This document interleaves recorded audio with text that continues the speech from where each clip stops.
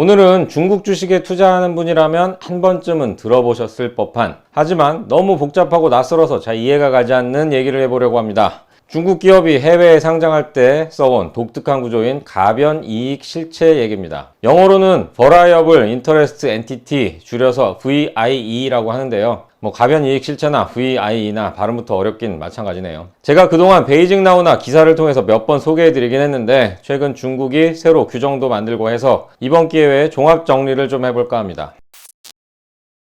지난해 많은 투자자들을 울린 디디 추싱을 예로 들어서 설명을 좀 해보겠습니다. 가변 이익 실체에는 보통 4개의 회사가 등장합니다. 벌써 복잡해지기 시작하죠. 1번 편의상 A라고 하겠습니다. A는 중국에서 사업을 하는 실체 회사입니다. 디디 추싱에다 대입을 해보면 밑에 중국 전역에서 디디 추싱이란 브랜드로 승차 호출 서비스를 하고 있는 여러 자회사들을 거느리고 있는 지주회사가 있는데요. 이 지주회사 이름은 베이징 샤오쥐라고 합니다. 그리고 이게 Variable Interest Entity VIE입니다. 두 번째 2번은 이 A를 지배하는 페이퍼 컴퍼니인 B입니다. B는 A의 주식을 한 주도 갖지 않습니다. 그냥 B가 A를 지배한다는 계약만 맺습니다. 그리고 이 계약이 가변이익 실체 구조의 핵심입니다. 물론 A와 B의 실제 주인은 똑같습니다. 그러니까 A가 계약을 파기하거나 할 우려는 매우 적습니다. 이걸 디디 추싱에다 대입을 하면 중국 베이징에 설립되어 있는 페이퍼 컴퍼니 베이징 디디라는 회사입니다. 여기까지가 중국 본토 내 기업들이고요. 다음은 본토 밖 기업들입니다. 3번은 B를 100% 보유하는 홍콩의 페이퍼 컴퍼니입니다.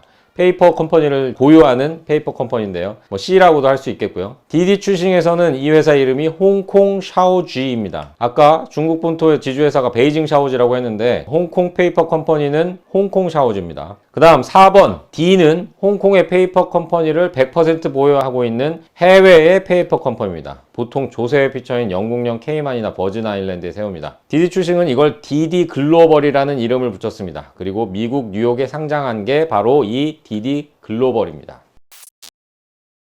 거꾸로 다시 정리를 해보면 미국에 상장한 D는 케이만 군도에 설립된 페이퍼 컴퍼니고 이게 뉴욕에 상장을 했습니다. 뉴욕 증시에서 디디 추싱 주식을 산 사람은 중국에서 실제로 사업을 하는 디디 추싱 내지는 지주회사인 베이징 샤오쥐의 주식을 산 게 아니라 페이퍼 컴퍼니의 주식을 산 겁니다. 하지만 그 실체는 중국 디디 추싱하고 다를 바가 없긴 합니다. 디디 추싱이 올리는 실적을 페이퍼 컴퍼니인 디디 글로벌이 미국 증권감독위원회에 자기 실적이라고 보고를 하고요. 미국도 이런 방식을 인정을 합니다. 미국에 상장한 페이퍼 컴퍼니가 홍콩 페이퍼 컴퍼니인 C를 100% 보유하고요. 이 C가 중국 본토의 페이퍼 컴퍼니인 B를 100% 보유합니다. 그리고 B는 실제로 사업을 하고 있는 실체인 A와는 지분 관계없이 지배 계약을 맺고 있습니다. D가 미국에서 IPO를 하면서 조달한 자금은 A에게 대출을 해줍니다. A는 그런 식으로 자금을 확보하는 거고요. 사족을 하자 달자면 우리가 말하는 가변 이익 실체 VIE는 중국에서 사업하는 실체인 A를 말합니다. 중요한 건 아닌데요. 많은 분들이 VIE를 미국에 상장하는 페이퍼 컴퍼니로 생각하셔서 참고로 말씀드린 거고요. 진짜 중요한 건 VIE를 활용하는 상장 구조를 이해하는 거라고 하겠습니다. 이런 복잡한 구조가 왜 나왔을까요? 이유는 간단합니다. 특정 산업군에서 외국인이 중국 기업 지분을 보유하는 것을 중국이 원칙적으로 막아놨기 때문입니다. 스포츠, 문화, 교육, 과학기술 연구 이런 부문이고요. 또 대표적으로 인터넷 산업이 있습니다. 또 본토 증시는 상장 요건이 매우 까다롭습니다. 그래서 많은 기업들이 페이퍼 컴퍼니를 만들어서 뉴욕이나 홍콩에 상장을 하는 거고요. 물론 당국의 허가를 받으면 외국인도 해당 산업군의 기업 지분을 가질 수 있습니다. 외국 기업과 합작사도 많고요. 하지만 주식시장에서는 수시로 소유권이 바뀌죠. 그때마다 허가를 받을 수도 없고요. 그러니까 페이퍼 컴퍼니를 외국에 상장시켜서 외국인이 그 주식을 사도록 하면 외국인이 중국 본토에 있는 가변 이익 실체의 주식을 갖는 건 아니니까 중국법 위반도 아니게 되는 겁니다. 참고로 중국 내에서 중국 계좌를 만든 외국인은 중국의 본토 주식을 살 수 있습니다. 외국인도 중국에서 세금을 내고 하는 몇 가지 요건을 갖추면 계좌를 만들 수 있고요. 또 홍콩 거래소의 교차 매매 시스템인 선광통과 후광통을 통해서 중국 본토 주식들을 살 수도 있습니다. 그런 면에서 외국인이 중국 기업을 소유하지 못하게 하는 규제는 투자 측면에서는 의미가 크게 줄어들기도 했습니다. 중국 당국은 이제까지 이런 가변이익 실체 구조를 묵인해 왔습니다. 관련 규정도 없었죠. 기업들이 해외에서 달러를 조달해서 중국으로 가져온다는 면에서 굳이 막을 필요성도 못 느꼈던 것 같습니다. 하지만 2020년 하반기부터 빅테크 압박을 본격화하면서 가변이익 실체도 규제할 것이란 분석이 제기됐습니다. 알리바바나 디디추싱 같은 기업들이 중국에서 사업을 하면서 돈을 버는데 상장은 해외에서 해서 주가가 오르면 중국인들에게는 주가 상승 혜택이 돌아가지 않는 것 아니냐, 이런 지적이 나온 겁니다. 주로 미국의 외신들은 중국이 가변이익 실체 해외 상장을 금지할 거다, 그렇게 되면 미국에 상장한 중국 기업들이 다 상장 폐지가 될 거다, 또 투자자들은 그래서 주의해야 한다, 이런 식의 기사를 계속 써왔습니다. 중국 증권감독위원회가 작년 말에 공식 입장을 내놨습니다. 요약하면 국내법을 준수하는 기업은 VIE 구조를 활용해서 해외에 상장할 수 있다 입니다. 증감위가 제시한 조건들은 다음과 같습니다. 국내법을 준수할 것, 국가 안보를 위협하지 않을 것, 주요 주주나 경영진이 최근 3년간 법적 조사를 받거나 기소된 적이 없을 것, 그리고 핵심 자산과 기술의 해외 유출 가능성이 없을 것, 이렇게입니다. 증감위는 또 기존의 VIE 방식으로 상장한 기업들에는 이 규정을 적용하지 않겠다고도 했습니다.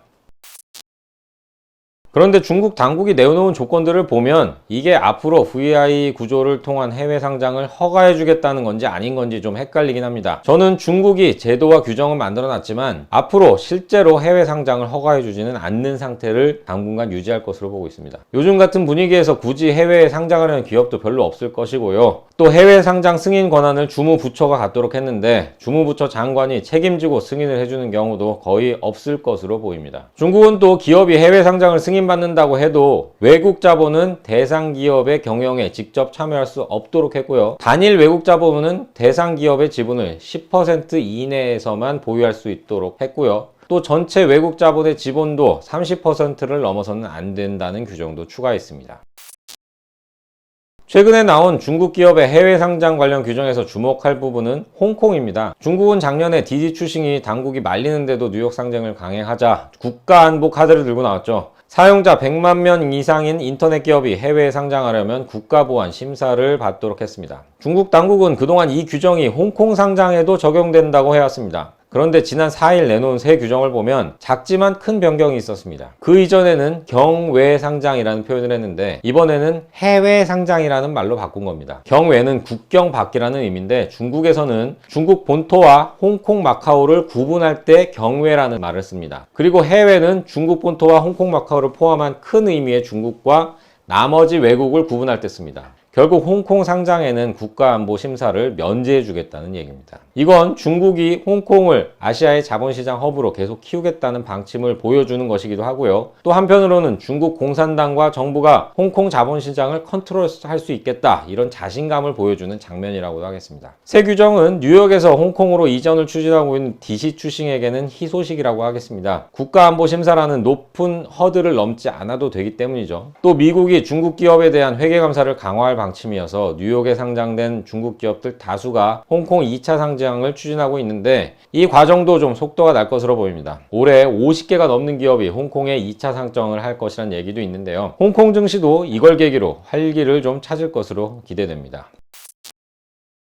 가변이익 실체 관련 규정도 만들고 해외 상장 절차도 정비하고 홍콩은 예외로 해주고 이런 일련의 정책들을 보면 결국 중국이 미국과의 갈등과 경쟁에서 비롯되는 리스크를 최소화하겠다는 방침이 밑바닥에 깔려 있다고 하겠습니다. 내수 장사로만 먹고 사는 인터넷 기업들은 앞으로도 계속 찬밥 대접을 받을 것 같고요. 반도체, 인공지능, 신재생에너지 같은 핵심 과학기술과 기후변화 대응이라는 키워드, 이런 키워드를 갖고 있는 기업들은 전략적으로 지원을 이어갈 겁니다. 중국 주식 투자도 이런 기업들로 포커스를 맞추는 게 바람직해 보입니다. 지금까지 베이징 나우였습니다. 고맙습니다.